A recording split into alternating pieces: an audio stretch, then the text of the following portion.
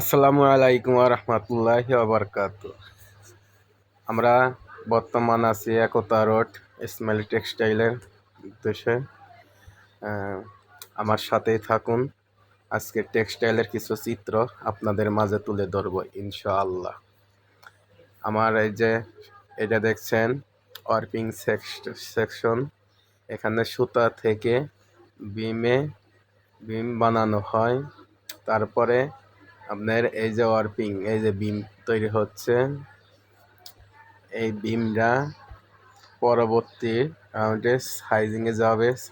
Sizing এটাকে বলে sizing. এখানে সুতার কেমিক্যালের মাধ্যমে সুতাকে শক্ত করা হয়। শক্ত করে সুতাকে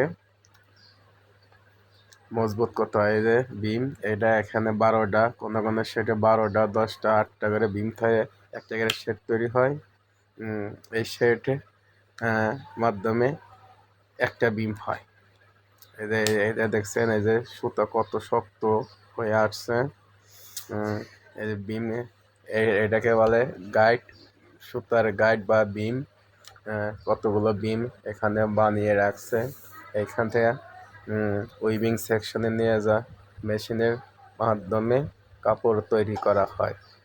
এই মেশিনে তুলে দেওয়ার পর নোডিং ম্যান এই যে মেশিন চালাচ্ছে, মেশিনের মাধ্যমেই সুতা গেঁথে দেওয়া হয়। তারপরে দেখছেন কাপড় তৈরি হচ্ছে।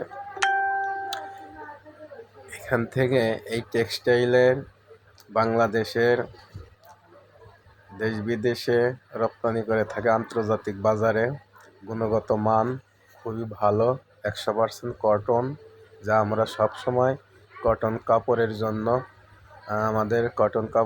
আমাদের চাহিদা পূরণ করে থাকে।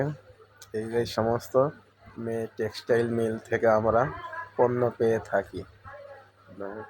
পাশাপাশি আমাদের এখানে হাজার হাজার শ্রমিক ভাইরা কর্মরত আছে, যাদের এমনও ফ্যামিলি আছে